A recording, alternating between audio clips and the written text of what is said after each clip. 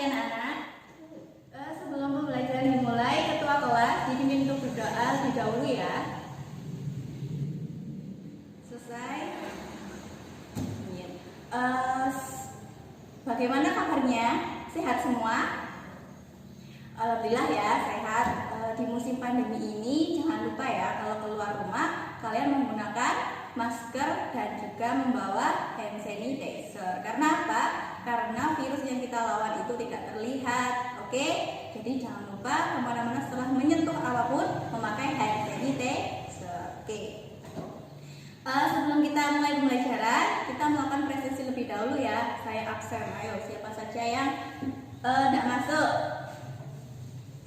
Yang pertama, Fida, ada Jika, ada Ayub, ada Fadil, ada Radit, ada Haki, ada Amel, ada Nisa, ada Amira, Octavia, ada Dadang, ada ya, Rian, ada Siti, Dimas, Fatur, Eza, mana Eza? Oh itu ya. Ahmad Faisal, Quinsa, Afiatul, Fuad, Raffi, mana Raffi? Oh situ.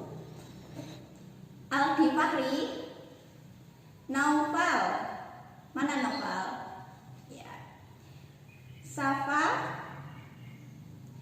Keisha, oh Keisha. Ardi, Husna, Citra, Yongki, ada ya, Fahreza, dan yang terakhir Faisal Rafiansi. Oke, masuk semua ya. Alhamdulillah kita diberi kesempatan untuk bertemu pagi hari ini. Sebelum kita memulai pembelajaran, saya mau tanya. Kalian kita hidup di dalam lingkungan apa? Di lingkungan masyarakat. Maka terdiri dari apa aja? Biasanya kita di lingkungan masyarakat itu melakukan apa aja? Melakukan apa aja? Ayo. Kalau dalam bahasa sosiologi apa? Kan hari ini kita materinya sosiologi tentang bab 2. Ayo. Siapa yang tadi malam udah belajar pasti tahu. Apa? Iya, kita hari ini membahas tentang interaksi sosial. Oke, berarti kalian bisa menjawab pertanyaan saya dong. Yang tadi ya. Berarti di dalam lingkungan kita sering melakukan yang namanya interaksi sosial. Ada yang tahu pengertiannya interaksi? Gak ada yang tahu? Yaudah, saya tanya dulu. Interaksi itu biasanya tentang apa? Tentang hewan, orang, atau tumbuhan? Kalau kita bahas sosiologi berarti tentang manusia. Ayo. Berarti manusia dalam lingkungan masyarakat melakukan suatu apa? Hubungan. Hubungan ini terjadi antara apa aja? Iya dong, orang dengan orang. Kan tadi guru tadi udah bilang itu tentang manusia, pasti menyebutkan orang dengan orang. Ayo, dalam bahasanya itu yang bagus itu apa? Oh iya, yaitu hubungan yang terjadi antara individu dengan individu. Oke, paham ya? Lihat dulu judulnya materi hari ini, yaitu interaksi sosial. Interaksi sosial tadi yang berhubungan tadi yang jawab siapa? Orang sama orang tadi. Oh iya, Fida ya? Ya, interaksi sosial tadi itu terjadi antara individu dengan individu. Individu itu berarti artinya apa?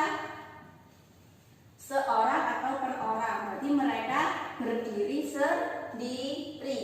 Ada lagi, yaitu atau berhubungan apa dengan apa? Yang sudah belajar tadi malam? Oh iya, Amel. Apa Amel? Oh iya, individu dengan kelompok. Kelompok, pengertiannya kelompok itu apa sih? Ayo, yang bisa jawab. Ya, pengertiannya kelompok adalah kumpulan seseorang yang lebih dari satu. Dua itu juga disebut kelompok, kan lebih dari satu. Tiga itu juga disebut ke kelompok karena lebih dari satu. Kayak selain itu ada lagi, selain individu dengan kelompok, tinggal satu lagi. Apa? Ya, kelompok dengan kelompok. Oke. Nah, ini sering terjadi di lingkungan masyarakat kita, bukan hanya di lingkungan masyarakat kita, tapi juga di lingkungan keluarga. Misalnya ibu lagi berbicara dengan ayah, terus ibu ayah lagi berdiskusi, lagi rapat keluarga dengan anaknya, itu ya. Sejawabannya, interaksi sosial itu terjadi dengan individu. Hubungannya terjadi adalah individu dengan individu, individu dengan kelompok maupun kelompok dengan kelompok untuk mencapai tujuan bersama. Biasanya interaksi itu terjadi ada beberapa syarat, ada 2 syarat dalam fisiologi. Yang pertama adanya kontak sosial, yang kedua adanya komunikasi. Sebelum kita lanjut ke syarat-syarat interaksi sosial, saya mau kalian membaca buku terlebih dahulu. Ada yang lupa membawa buku paket? Ayo. Kan kemarin saya sudah bilangin, minggu depan jangan lupa membawa buku paket fisiologi terbitan dari tesis. Oke? Siapa yang bawa? Ada bawa kan? Bawa semua ya? Oke, bawa semua. Dibaca dulu yang halaman 43, hakikat interaksi sosial. Ayo. Yang kita pelajari ini adalah tentang manusianya. Manusia itu secara kodratnya yaitu makhluk sosial. Kalau dalam bahasa sosiologinya adalah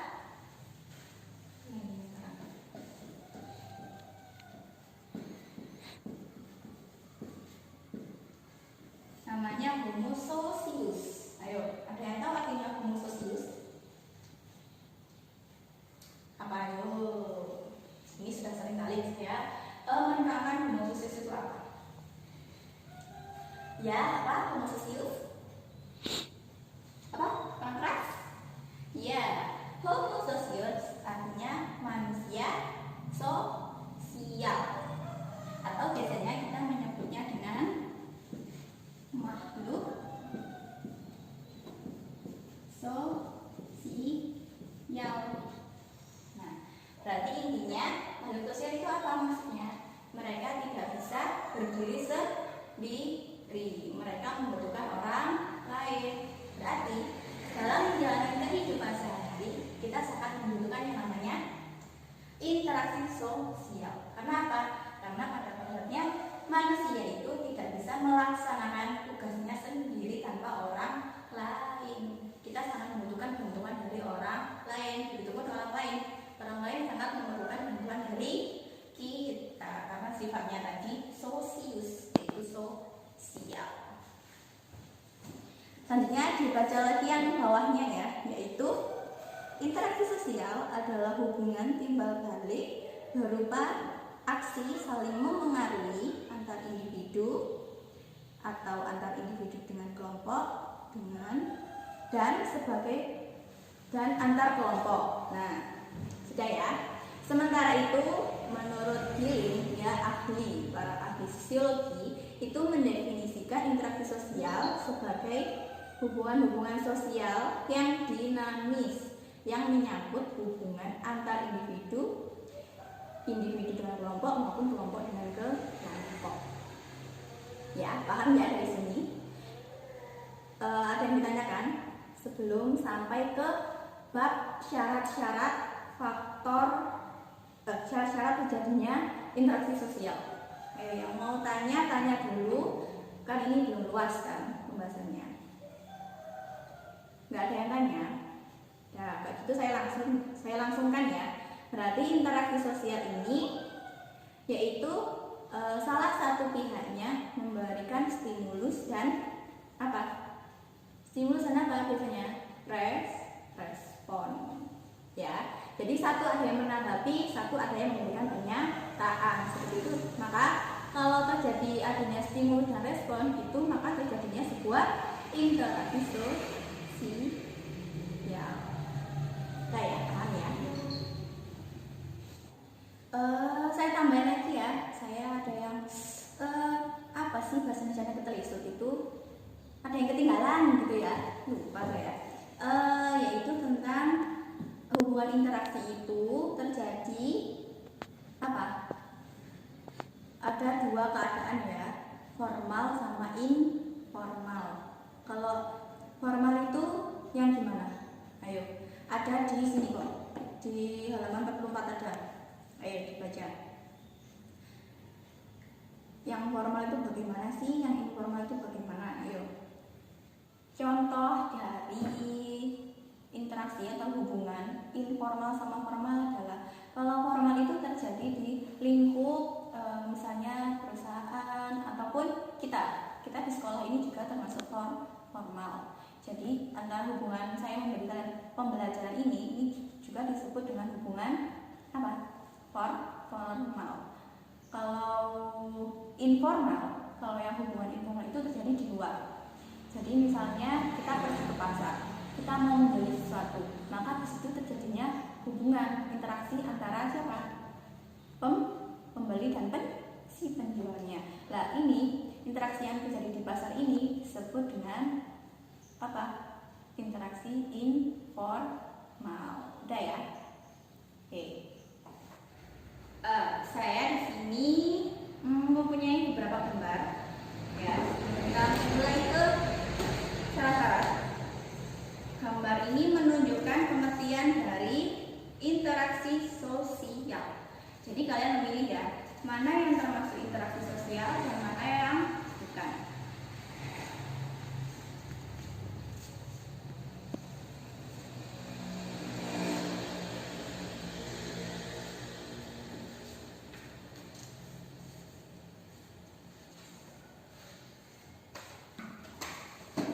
Oke. Di sini ada 3 gambar ya. Yang pertama gambar ini. Yang kedua ada gambar ini. Yang terakhir ada gambar ini. Oh, dan ada 2 lagi. Gambarnya ini. Nah, saya mau tanya. Misalkan hanya ada 1 orang ini aja. Apa kita bisa melakukan yang namanya hubungan interaksi sosial? Bisa? Tidak bisa.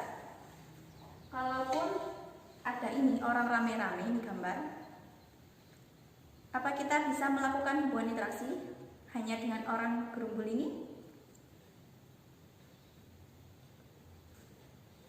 Ya, bisa.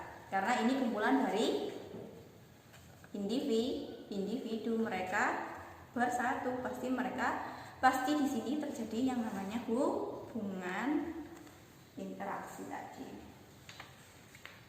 Nah, kalau yang ini dinamakan apa?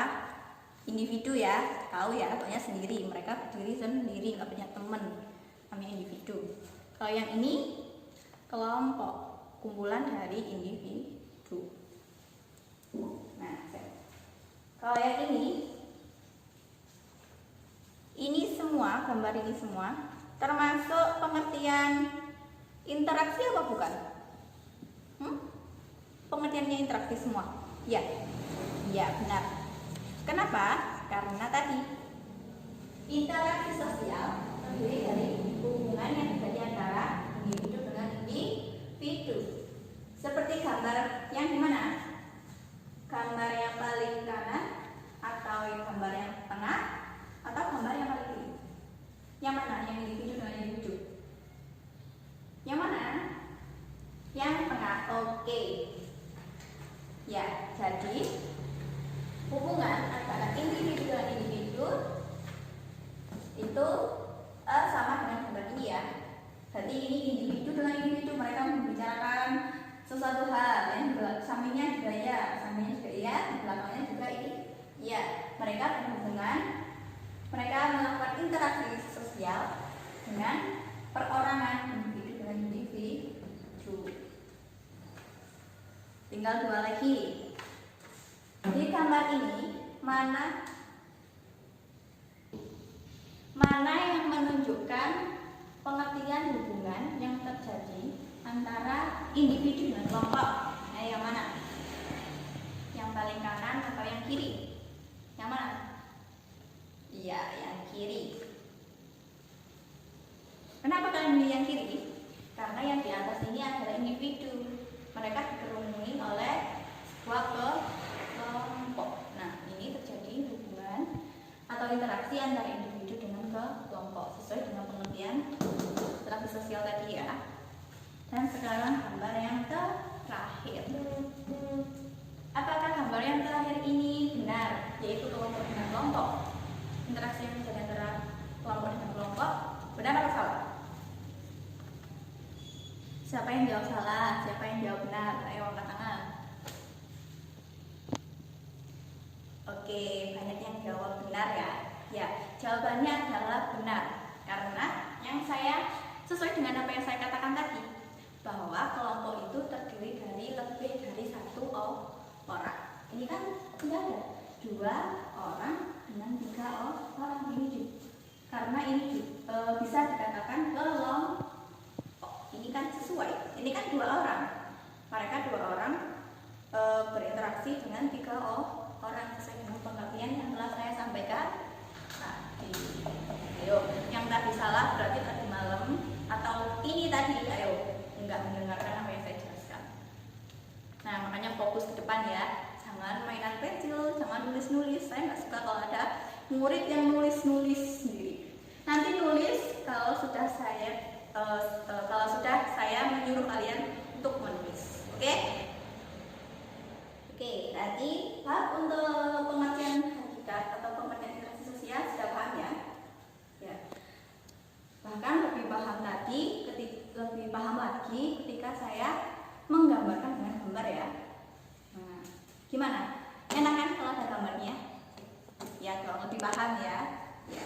Jadi kenapa saya memilih pembelajaran menggunakan gambar atau picture? Karena saya tahu kalian yang setiap orang tuh punya tingkat kecerdasan berbeda ya. Ada yang dengan berhalu saja bisa berimajinasi, oh ini individu, ini kelompok. Bahkan ada teman kalian yang di bawah kalian yang apa sih maksudnya ini? Makanya saya memakai gambar biar kalian tuh jelas, oh ini loh individu, ini loh hubungan kelompok, ini loh kelompok dengan kelompok, ini individu dengan individu. Oke, kita lanjut ke bab yang kedua, yaitu apa? Ya, syarat terjadinya interaksi sosial. Di situ ada berapa sebab? Ada 2 ya. Ya, yaitu kontak sosial dan komunikasi. Ayo dibaca di dalam hati dulu. Apa itu kontak sosial?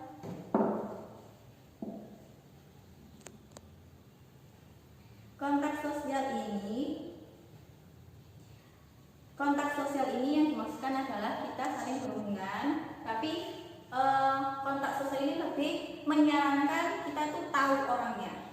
Nah, itu yang dimaksud dengan kontak sosial. Misalkan saya berhubungan dengan kamu ya, apa namanya? Vida. Oke. Berarti ini kita melakukan kontak sosial. Ya kan? Kontak sosial ini dilakukan secara apa? Kalau saya bertemu dengan orangnya, tatap muka.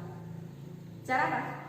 Iya, secara langsung. Kontak sosial bisa dilakukan dengan secara langsung maupun kalau lihat ini apa? Halo gitu. Berarti lewat apa? Iya, berarti lewat telepon, berarti tidak secara langsung. Oke, di situ ada 2 pembagian. Kontak sosial itu ada yang bersifat positif dan negatif. Yang kedua, kontak sosial itu bisa bersifat primer dan sekunder.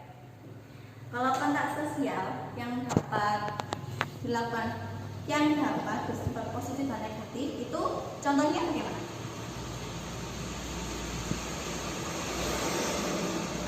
Ya, kontak sosial yang positif itu maksudnya kita mengarah ke tujuan yang positif, tujuan yang baik. Tapi kalau negatif, kita mengarah ke hal-hal yang kurang baik. Apa itu? Kalau yang positif biasanya kalau kita kerja bakti setiap hari Jumat atau Sabtu ya, itu dinamakan juga dengan kontak sosial positif. Ya, saya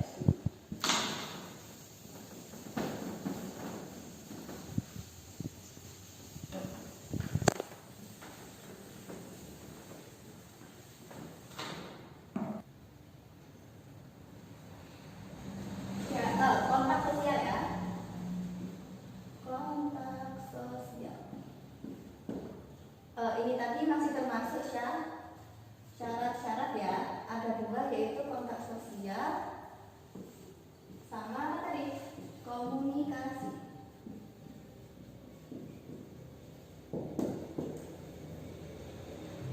Kontak sosial tadi ada dua ya di situ. Ya, ada dua. Yang pertama apa? Positif dan negatif. Yang kedua apa tadi? Saya juga lupa apa sih tadi? Oh iya, primer, sekunder. Nah, kita bahas yang ini dulu aja. Positif dan negatif. Yang positif itu tadi apa? Contohnya, kontak sosial terjadi yang bersifatnya itu positif, mengarah ke tujuan yang bagus. Apa? Yang tadi kerja bakti ya. Kerja bakti. Pokoknya intinya yang positif ini itu yang mengartikan bahwa kita melakukan hal-hal bekerja atau bersama-sama untuk mencapai tujuan yang baik. Tapi kalau yang negatif adalah kita melakukan hubungan ya, tapi mengarah ke hal-hal yang negatif, yang gak baik. Contohnya apa? Misalnya kemarin mahasiswa melakukan melakukan titik-titik di depan gedung DPR. Nah, apa itu melakukan apa? Melakukan demo. Demo itu melakukan hal yang positif atau negatif? Ayo, positif atau negatif? Demo itu sebenarnya adalah hal yang positif karena mereka apa? Ayo apa? Iya, demo itu diperbolehkan asalkan tidak apa? Iya, tidak ricuh atau apa? Membuat kerusakan. Nah, berarti demo yang kemarin di depan gedung DPRD itu semua mahasiswa itu ricuh atau apa? Membuat kerusuhan atau kerusakan. Nah, maka hubungan yang mereka lakukan ini bersifat apa? Ya, bersifat negatif. Paham ya? Ya, berarti mereka mengarah ke tujuannya apa? Ya, mengarah ke tujuan konflik ataupun pertentangan. Sekarang, ayo kita lanjut ke primer dan sekunder. Ayo. Kontak sosial primer itu yang bagaimana? Ayo dibaca. Kontak sosial primer adalah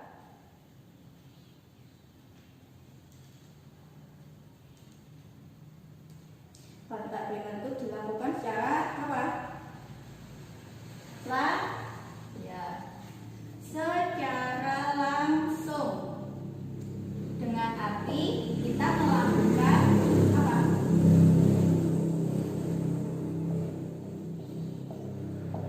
Ya, kita melakukan tatap muka.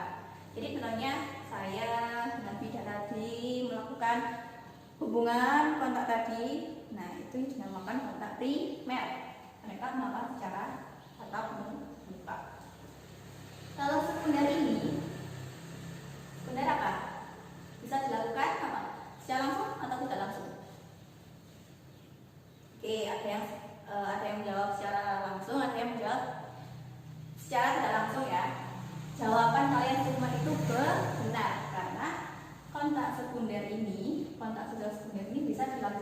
secara langsung maupun tidak langsung. Secara langsung ini, kalau secara tidak langsung ini gampang ya. Kalian punya nomor kontaknya, WA, telepon. Halo, hari ini kita berangkat jam berapa? Itu melakukan kontak. Tapi secara tidak langsung melalui media ya, melalui elektronik ya, media elektronik. Atau pesan juga bisa, surat, pokoknya tidak langsung. Kalau yang langsung ini, ayo bagaimana contohnya? Kalau yang bertatap muka kan orang yang berkepentingan itu melakukan langsung ya, ketemu orangnya yang berkepentingan. Kalau langsung sekunder itu bagaimana? Masa sama yang primer pengertiannya? Iya dong, nggak sama. Ayo apa? Yang bisa? Nggak tahu semua? Oke, saya jelaskan. Kontak sosial yang sekunder ini yang bersifat langsung adalah misalkan saya sakit, ya, saya meminta tolong kepada Amel untuk memberitahukan Pida kalau saya tidak bisa masuk hari ini, saya tidak bisa masuk sekolah hari ini. Maka yang menyampaikan pesan saya adalah Amel. Berarti Amel ini sebuah apa? Perantara. Jadi inti dari sekunder ini adalah mereka melakukan hubungan atau interaksi dengan menggunakan perantara. Paham ya? Ada yang lewat telepon, ada yang bisa lewat surat, ada yang menggunakan lewat pesan orang ke orang. Paham ya? Ya. Nanti kalau primer tadi mereka dengan tatap muka. Oke, paham ya? Oke, dari sini paham ya. Nah, sebelum kita memulai komunikasi, apa gambar dulu ya? Oh, nggak bisa komunikasi dulu aja ya, biar kalian lebih paham apa sih perbedaannya, gitu ya. Komunikasi. Komunikasi ini terjadi dengan adanya apa? Di situ ada namanya penafsiran. Nah, ini tuh hampir sama dengan dengar dan sekunder. Nah, komunikasi ini biasanya terjadi ada 3 ya di situ. Ada komunikator, yang kedua ada apa? Komunikat,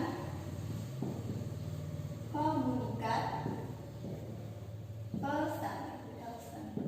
Sebenarnya ada 5, ada media, terus ada apa lagi? Ada efek, cuman yang lebih biasanya kita lakukan melalui pesan. Nah, pesan ini kan juga bisa berupa media tadi. Komunikator ini apa sih? Yuk, dibaca pengertiannya. Komunikator yaitu orang yang menyampaikan pesan, perasaan, atau pikiran kepada pihak lain. Contohnya seperti siapa? Iya, seperti saya, seorang guru. Seorang guru menyampaikan apa? Iya, menyampaikan pesan, menyampaikan apa? Perasaan juga, menyampaikan pikirannya. Mengenai apa? Materi yang dia ajar. Ya, yang materi yang mereka ajarkan. Jadi komunikator ini adalah seseorang yang menyampaikan pesan. Ya, ini yang disebut dengan komunikator atau narasumber seperti itu ya. Yang kedua adalah komunikan, yaitu orang atau sekelompok orang yang menerima pesan atau pikiran dan perasaan. Contohnya siapa? Ya, contohnya seorang murid. Ya, berarti sudah paham ya antara komunikator sama komunikan. Kalau komunikator ini yang memberikan materi, yang memberikan pesan. Tapi kalau si komunikan adalah penerima pesan atau penerima materi. Kalau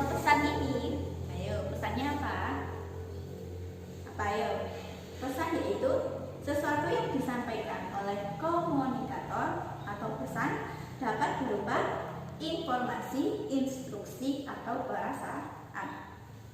Berarti pesan ini adalah berupa berupa materi atau pembelajaran apa atau hal apa yang disampaikan oleh komunikator ini kepada komunikan. Oke, paham ya? Jangan bingung ya. Nanti apa sih komunikator, nanti lupa. Komunikan apa? Lupa. Pesan apa? Lupa. Ya. Jangan sampai ada yang lupa ya.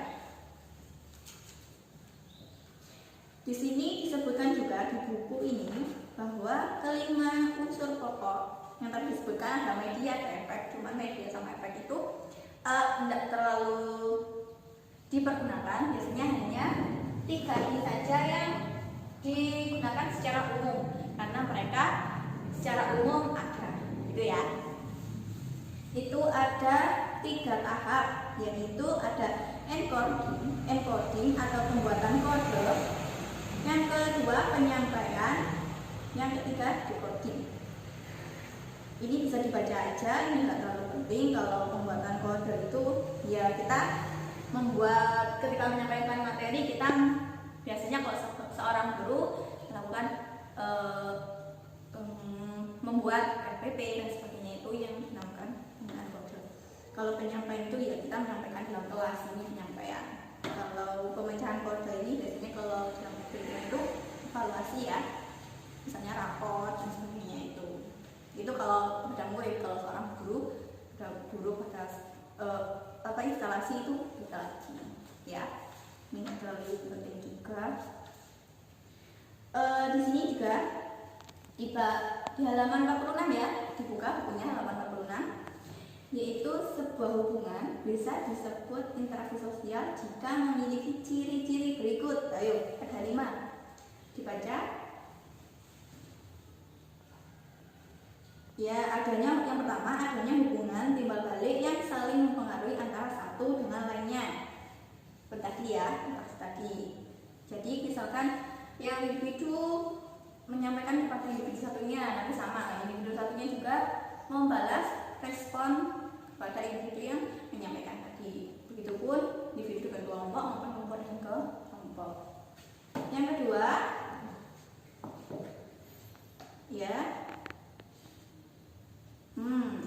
interaksi harus berpedoman kepada norma-norma atau kaidah sebagai acuan. Misalkan interaksinya itu ngomongnya sopan, lembut, maka yang orang yang dijak omong tadi, maka dia akan merasa nyaman ya. Tapi kalau yang menyampaikan tidak sopan, marah-marah, menggunakan nada tinggi, maka si penerima pun akan merasa tidak nyaman. Itu berarti penyimpangan norma ya, karena norma itu ada kesopanan. Oke ya. Yang ketiga, adanya reaksi dari pihak lain atas komunikasi tersebut. Ya, maka tadi timbulnya stimulus dan respon ya, adanya ini. Satu menyampaikan, satu jawab, nanti satu menyampaikan, jawab, ditimbal balik tadi.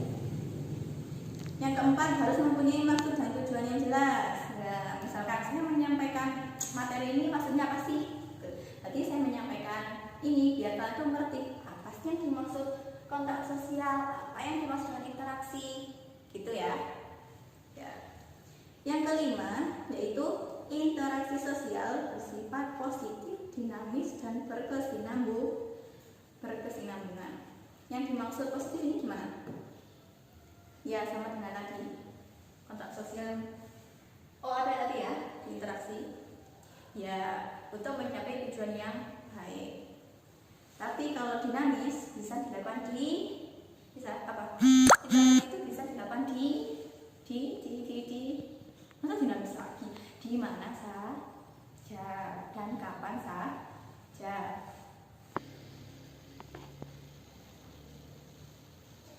Dan yang terakhir tadi adalah dan berkesinambungan. Maksudnya berkesinambungan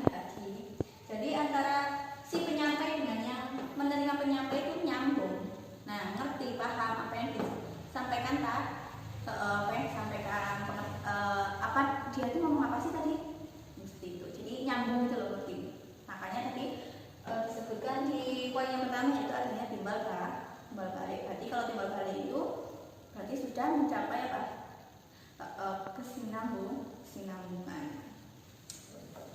Ada yang ditanyakan sebelum saya memulai ke faktor-faktor.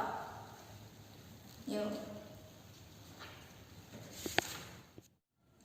Nggak ada yang ditanyakan? Berarti cukup jelas ya. Tadi kan sudah saya sampaikan, saya menggunakan 3 gambar. Tadi interaksi sosial sudah saya kasih gambar. Nah, sekarang tentang kontak sosial, saya kasih gambar juga.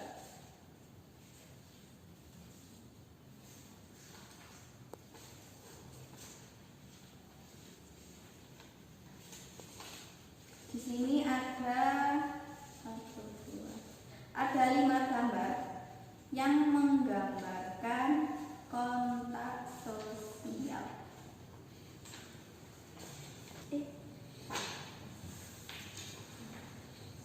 Yang pertama adalah yang kloter pertama ada 3 gambar. Yang gambar paling kanan itu guru menyampaikan materi kepada murid-muridnya atau mengajar ya. Kalau yang di tengah itu ini apa? Yang satu bisik-bisik kepada yang tengah, yang satunya lagi hanya mendengarkan sambil tertawa. Kalau yang paling kiri mereka melakukan apa? Ya, melakukan hubungan melalui telepon. Terus yang ini, yang gambar 2 ini apa? Yang satunya melakukan kerjasama, yaitu kerja bakti. Yang satunya melakukan kerjasama tapi apa ini? Rusuh ya, melakukan hal yang negatif. Nah, dari 3 ini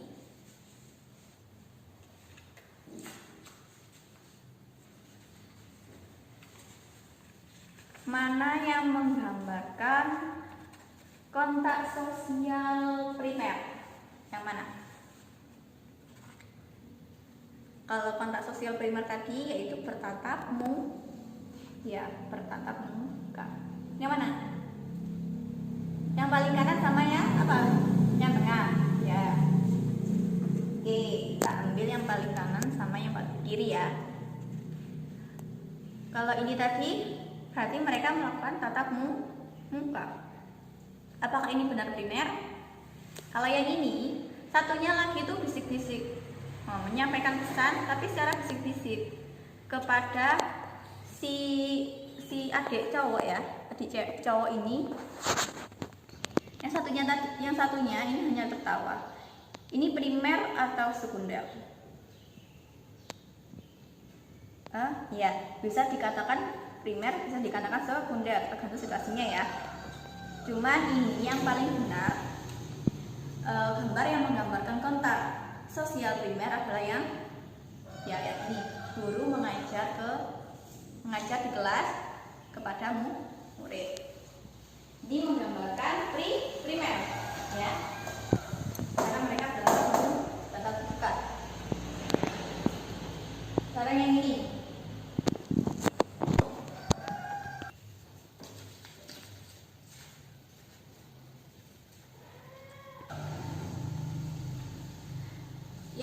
yang sisanya tadi kan satu sudah dipakai. Kalau yang satu ini sudah tahu ya, jawabannya itu milik kontak sosial primer. Kalau ini kita paham ya. Kalau yang 2 ini berarti sisanya yaitu miliknya siapa? Miliknya sekunder. Kalau yang ini dilakukan secara apa? Ya, dilakukan secara tidak langsung melalui media elektronik, yaitu telepon. Mereka berteleponan. Paham ya? Kalau yang ini dilakukan apa? Ya, dilakukan secara langsung, yaitu si tukang bisik-bisik ini, ya, si tukang bisik-bisik itu menyampaikan pesan kepada si tengah, menyampaikan sebenarnya ini yang apa ini, adik yang sebelah kiri ini mau menyampaikan, tapi dia menyuruh si mas ini. Nah, iya, mereka menyampaikan dengan bisik-bisik. Misalnya kalian, aku gak berani bilang, oh, ini bilangkan ke dia ya, tapi pelan-pelan aja, misalnya kayak gitu.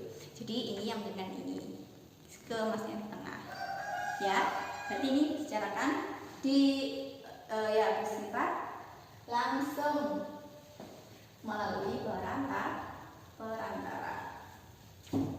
Yang terakhir, kontak sosial yang bersifat apa tadi?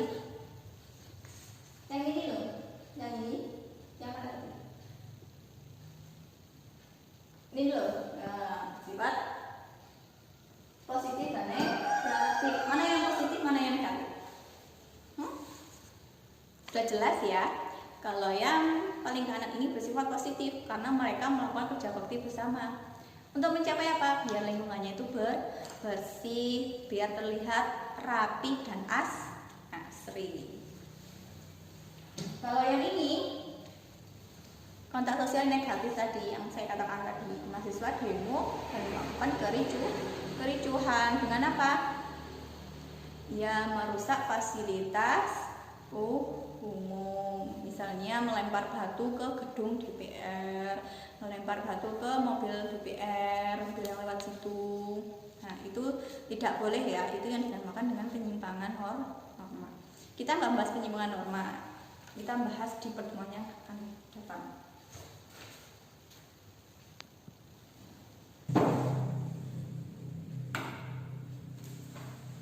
Ini saya hapus dulu ya. Kita lanjut ke materi selanjutnya, yang keempat, yaitu apa? Faktor-faktor pendorong interaksi sosial. Ada berapa itu faktornya? Dibaca, dilihat, dibaca, kemudiannya apa? Ayo. Sambil saya menghapus papan tulis ini. Hapus tulisan ya, yang cuma tulis.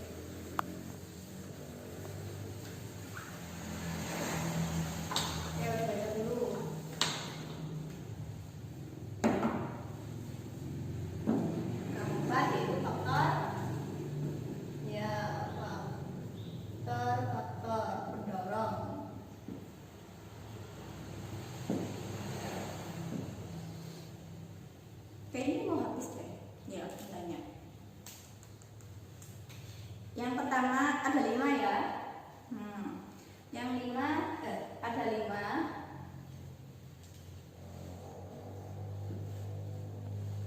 Gak bisa. Habis. Yang pertama imitasi, yang kedua apa itu? Sugesti. Yang ketiga apa? Identifikasi. Yang keempat simpati. Yang kelima apa? Empati. Simpati ini bukan simpati kartu kalian ya, bukan kartu yang di HP itu. Nanti simpati yang dimaksudkan itu, bukan itu. Ayo dibaca dulu komentarnya. Imitasi apa? Siapa yang baca? Siapa namanya? Oh, Cika. Ya, baca dulu. Ya, imitasi adalah tindakan meniru orang lain. Nah, imitasi ini sangat berbeda dengan identifikasi ya. Tadi sudah baca belum pengertian identifikasi? Baca dulu. Ya, identifikasi merupakan kecenderungan atau keinginan seseorang untuk menjadi sama dengan pihak lain atau meniru secara keseluruhan. Nah, kalau imitasi tadi hanya meniru, biasanya ini itu perilaku ya.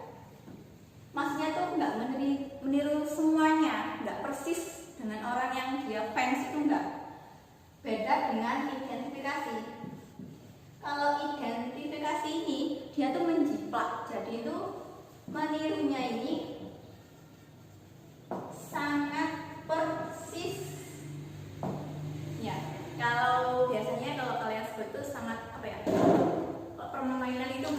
banget gitu loh sama dia, terlalu menyukai sampai-sampai dia harus persis gitu. Contohnya apa ini kalau imitasi ya? Yuk. Apa? Misal ya, contoh ya. Contoh. Ayah setiap mau tidur melakukan apa? Ke kamar mandi ngapain? Apa ini? Gosok gigi. Ya. Karena anaknya selalu melihat ayahnya itu gosok gigi setiap mau tidur, dia ikut-ikutan. Nah, kan hanya beberapa kan? Nah, ikut-ikutan. Kok rasa nyaman ya kalau mau tidur sikatan gigi, pakai sikatan gigi dulu. Nah, karena dia merasa nyaman, dia meniru kegiatan itu. Nah, setiap mau tidur ikut ayahnya, bareng sama ayahnya gosok gigi. Beda dengan identifikasi.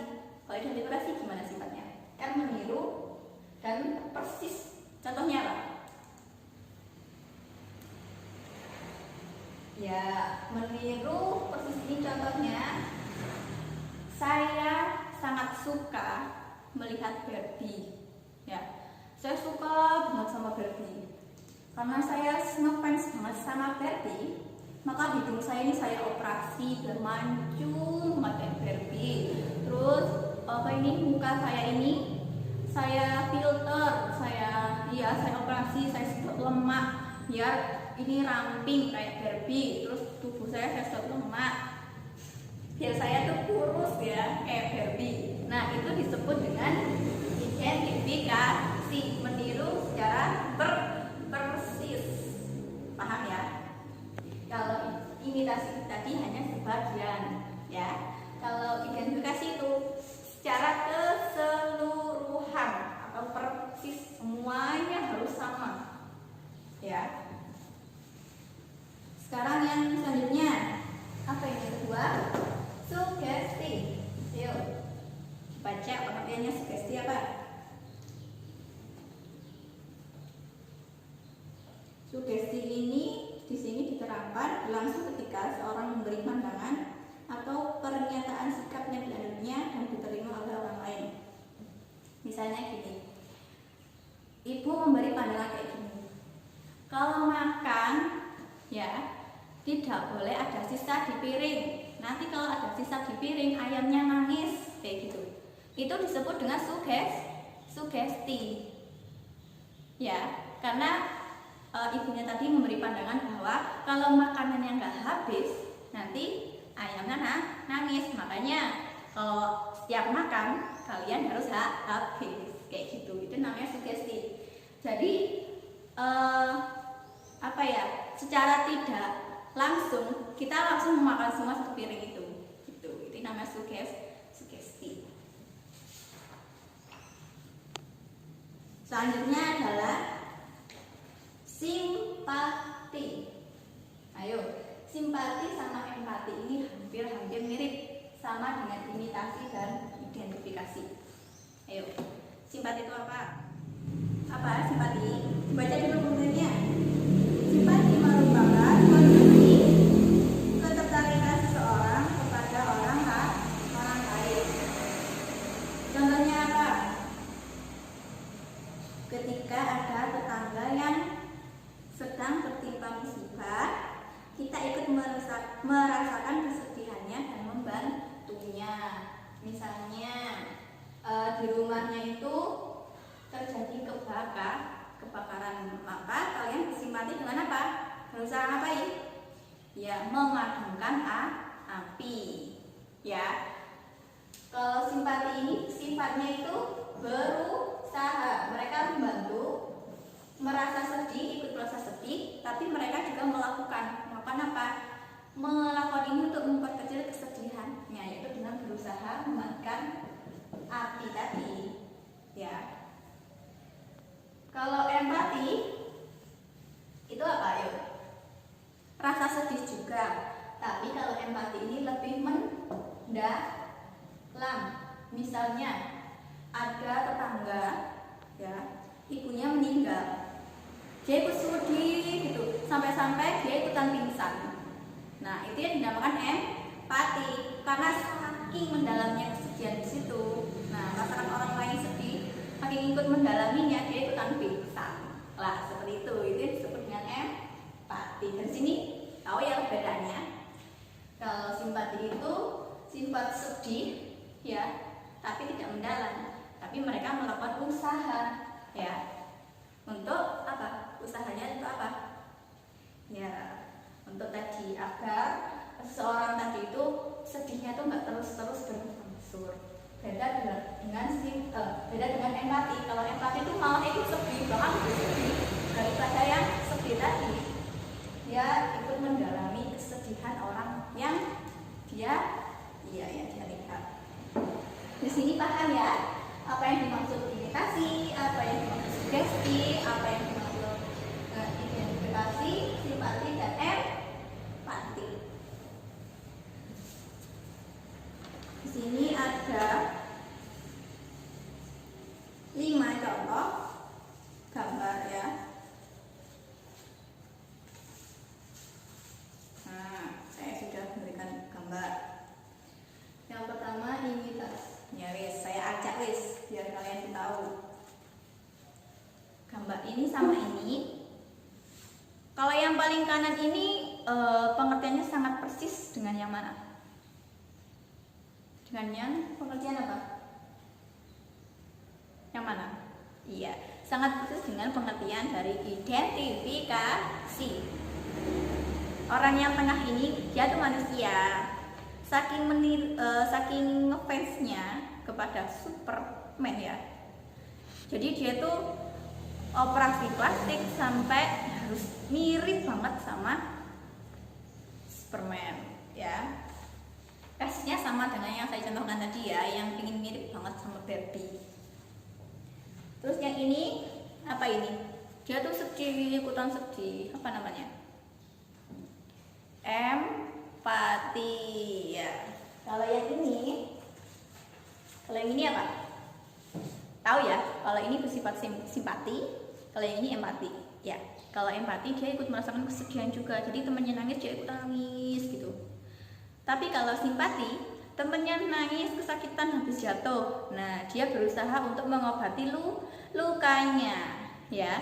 Ini disebut dengan simpati, yaitu dia berusaha untuk memperkecil biar temannya itu nggak kesakitan lagi. Ya, dia ngasih Hansaplast ya ke temannya yang jatuh tadi. Yang terakhir yang terakhir berarti ada 2. Imitasi dan sugesti. Imitasi yang mana? Ayo yang benar. Imitasi yang mana? Sugesti yang mana?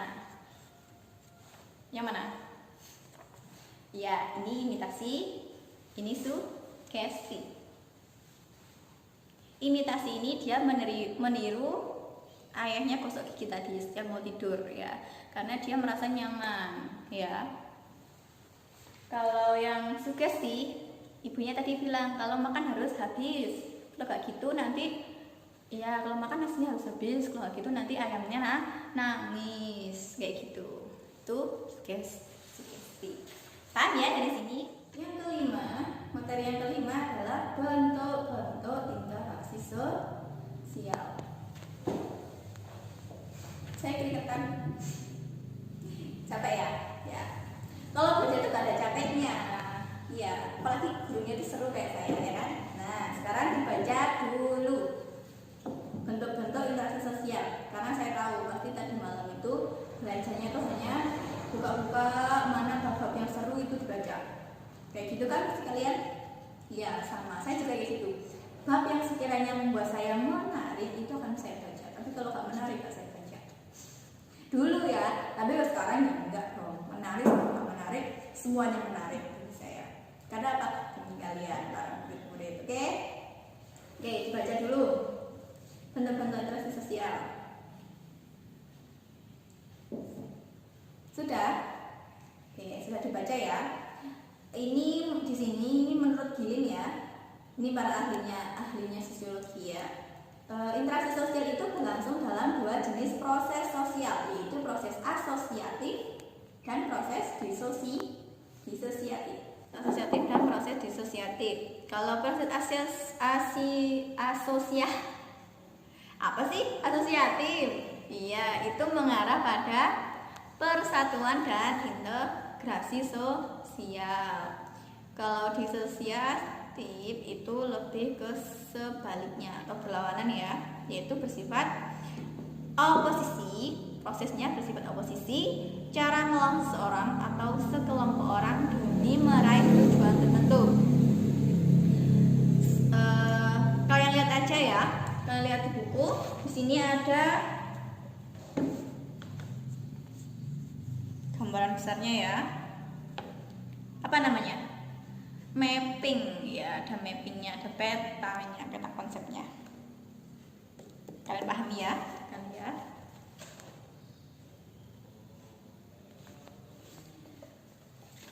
Interaksi sosial itu ada dua prosesnya. Yang pertama ada asosiatif yang atas. Asosiatif ini tadi mengarah pada persatuan. Di sini ada empat kelompok. Yang pertama kerjasama. Yang kedua akomodasi. Yang ketiga asimilasi. Yang keempat akulturasi. Ya. Nah, kerjasama ini dibagi lagi ada dua, yaitu yang pertama kerukunan, bargaining, kooptasi, koalisi, dan joint venture. Terus yang kelompok satunya ada kerjasama spontan, ada kerjasama langsung, ada kerjasama kontrak ya, ada kerjasama tradisional. Ini yang paling banyak pembagian dari akomodasi ya. Akomodasi ini tuh ada 15 jenisnya lagi. Yang pertama koersi, kedua kompromi, yang ketiga arbitrase, yang keempat mediasi, yang kelima konsiliasi, 6 toleransi, 7 stay limit, yang ke-8 adjudikasi, yang ke-9 segregasi, 10 eliminasi, 11 domination atau subjugation, yang ke-12 keputusan mayoritas, ke-13 minority consent, yang ke-14 konversi, dan yang terakhir 15 adalah genjatan senjata. Ya, terus yang kerjasama yang bersifat apa tadi? Disosiatif ya. Disosiatif ini ada 3 pembagian. Ada persaingan, ada kontroversi. Kalau kontroversi tadi ada di yang ketiga ada pertentangan. Persaingan ini ada 2 lagi. Persaingan itu ada pribadi sama yang non pribadi. Kontroversi ini ada 5. Ada umum, sederhana, intensif, rahasia, dan taktis. Dan yang ketiga yang terakhir itu ada pertentangan pribadi, rasial, antar kelas sosial maksudnya ya. Ada politik sama internasional. Baiklah anak-anak, ada yang ditanyakan? Tidak ada ya. Kalau tidak ada, pembelajaran saya akhiri. Ketua kelas dibimbing berdoa lebih dahulu.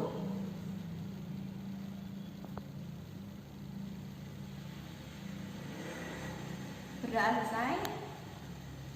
Sebelum saya keluar dari kelas, saya minta maaf ya bila ada kata-kata yang kurang berkenan untuk anak-anak sekalian ya. Saya akhiri, wabillahi taufiq wal hidayah. Wassalamualaikum warahmatullahi wabarakatuh.